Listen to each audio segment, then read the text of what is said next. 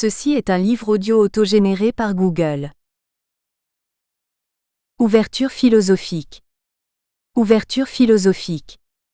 Collection dirigée par Aline Caillet, Dominique Château, Jean-Marc Lachaud et Bruno Péquignot. Une collection d'ouvrages qui se propose d'accueillir des travaux originaux sans exclusif d'école ou de thématique. Il s'agit de favoriser la confrontation de recherche et des réflexions, qu'elles soient le fait de philosophes professionnels ou non. On n'y confondra donc pas la philosophie avec une discipline académique.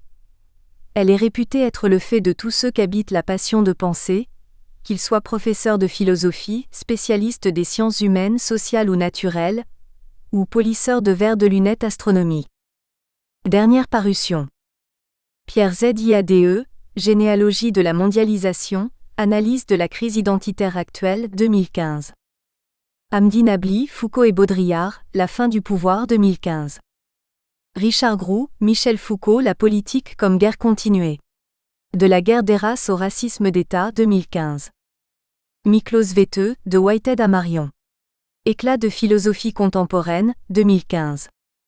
Auguste Nsonssissa, Recherche philosophique sur les théories des formes complexes, 2015. Nikos Kazantzakis, Friedrich Nietzsche et la philosophie du droit et de l'État, 2015. Thierry Houle, Eau et reflet dans la philosophie de Platon, 2015. Paul Dubouchet, Tout comprendre avec René Girard du Moi aux grands problèmes actuels, 2015. Jean-Claude Jugon, L'âme japonaise. Essai de psychologie analytique transculturelle, 2015. Michel Fattal, Existence et fatalité. Logo et techné chez Plotin, 2015. Yvan Neykov, Le sens du bien. Heidegger, interprète de Platon, 2015. Jacqueline Marr, Adorno et l'Antiquité. d'Ulysse Amédée, 2015. Arnaud Münster, Espérance, rêve, utopie dans la pensée d'Ernst Bloch, 6 conférences, 2015. Guy-François Delaporte, Seconds analytiques d'Aristote, commentaire de Thomas d'Aquin, 2015. À naissance de l'école de Francfort.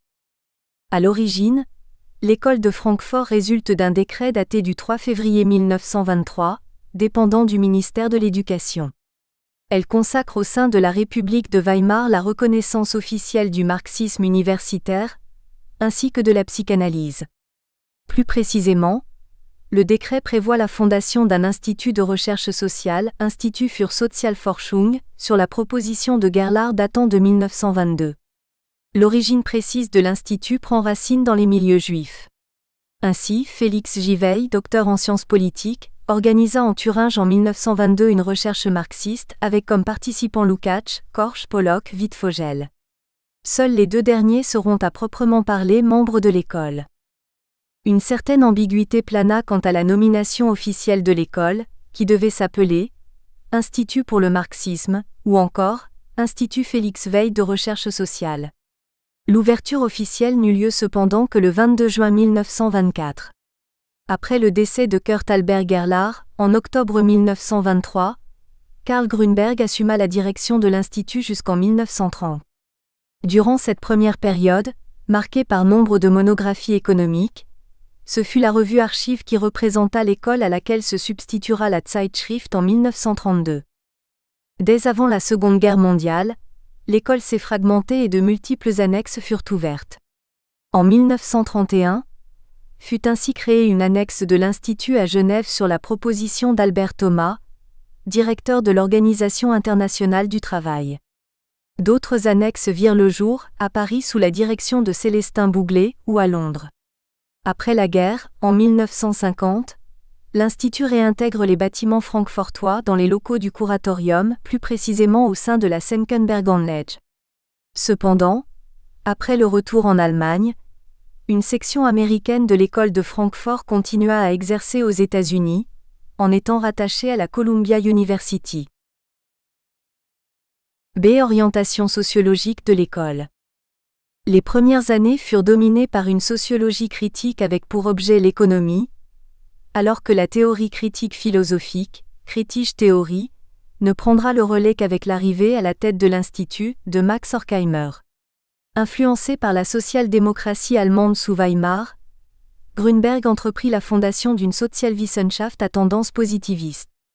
Notons que la sociologie allemande ne fut pas inconditionnellement d'ordre positiviste, mais qu'elle s'ouvrait sur la Lebensphilosophie, ou la philosophie des valeurs développée au sein des Geisteswissenschaften. On peut y reconnaître l'empreinte de Max Weber, de Georg Simmel.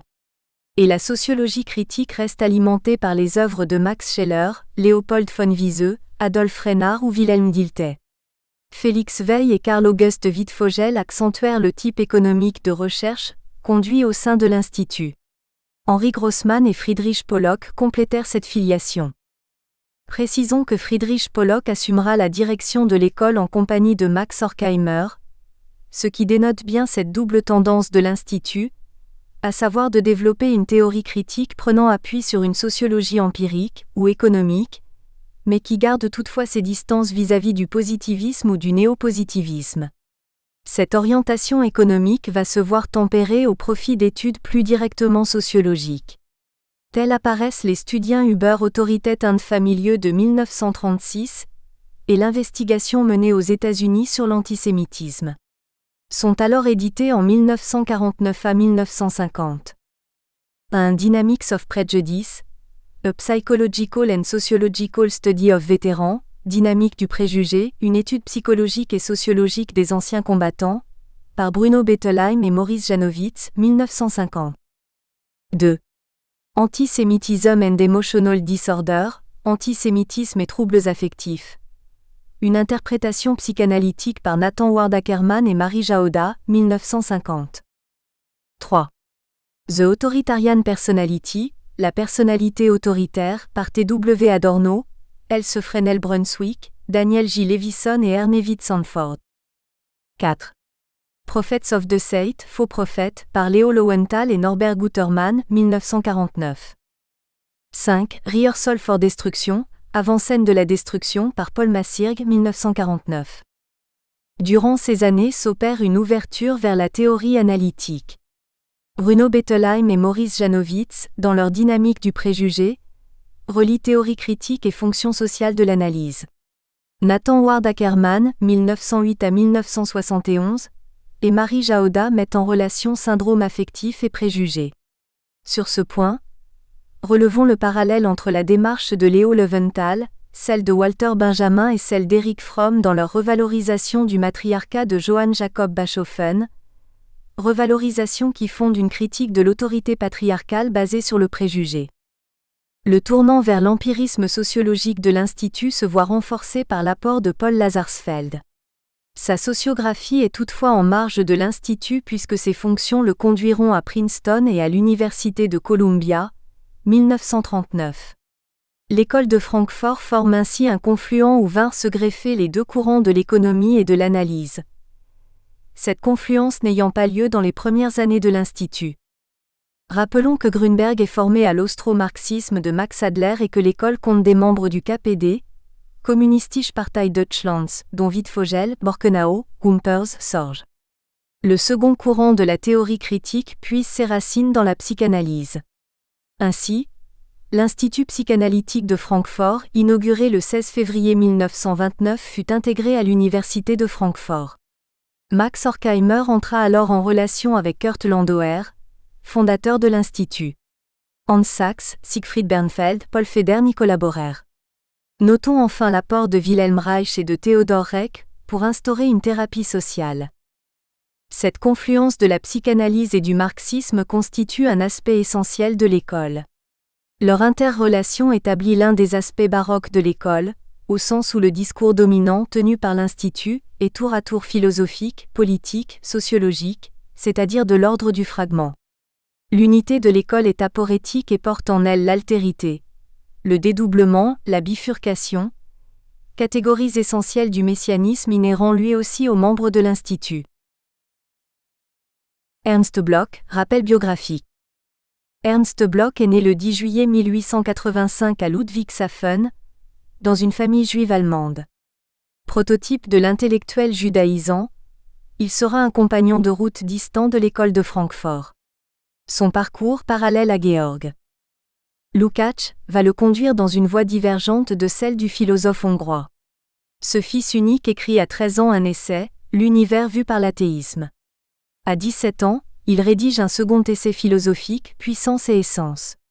Après le baccalauréat en 1905, il suit les cours de Théodore Lipps à Munich. En 1908, il soutient sa thèse sur la théorie de la connaissance dans le néo-kantisme d'Heinrich Rickert à Würzburg. Dans les années suivantes, 1908 à 1911, lors de son séjour à Berlin, il s'initie à la Lebensphilosophie représentée par Georg Simmel qui le mit en relation avec Lukács. Georg Simmel apparaît essentiel, 1858 à 1918, par l'empreinte portée aux théoriciens de l'anticapitalisme romantique, Ernst Bloch et Georg Lukács, ou encore par la formation de Karl Mannheim, sociologue de la connaissance. De plus, Georg Simmel fréquentant le cercle Max Weber de Heidelberg, entrait en relation avec Ferdinand Tönnies, Karl Jaspers ou encore Émile Lask. Le texte de Georg Simmel, Philosophie de l'argent, développant les catégories marxiennes de valeur d'usage et d'échange, marquera fortement Georg Lukács et par-delà Ernst Bloch. Le parallèle entre les deux philosophies perdure lors de la Première Guerre mondiale à laquelle il marque une farouche opposition. Ernst Bloch quitte Berlin en 1912 pour Heidelberg et Garmisch, où il rédige L'esprit de l'utopie, 1918.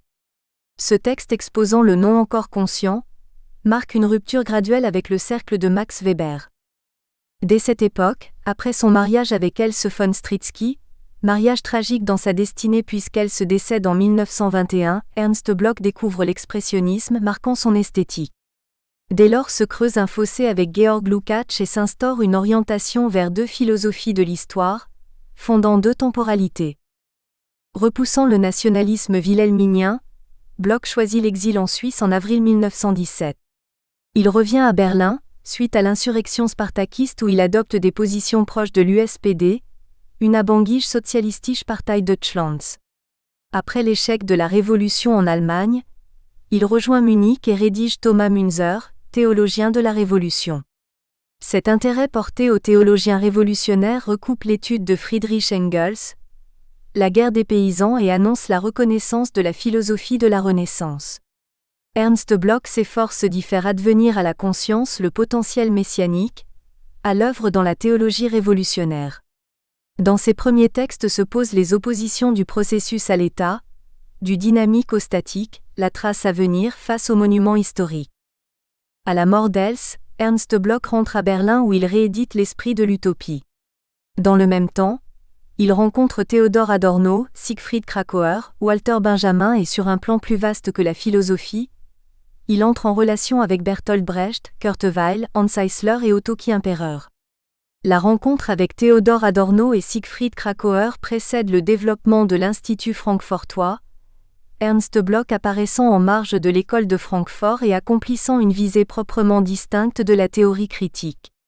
Dès 1933, Ernst Bloch reprend le chemin de l'exil pour la Suisse où paraît en 1935 L'héritage de ce temps. Il y développe son esthétique expressionniste et une psychologie de masse du fascisme. L'héritage, Erbschaft, y est vu comme facteur d'ouverture du processus historique et non comme repli sur la totalité close de l'esthétique de Lukács. Le non encore conscient y apparaît sous les traits de l'avant-garde. De plus, dès 1930, Ernst Bloch avait publié le recueil d'essais, Traces, Spuren, exposant une sociologie des micrologies très proche de Walter Benjamin et de Theodor Adorno. Cette sociologie des micrologies marque le refus du sacrifice du singulier face à l'universel, ou encore le refus de l'identité, véritable leitmotiv de la théorie critique.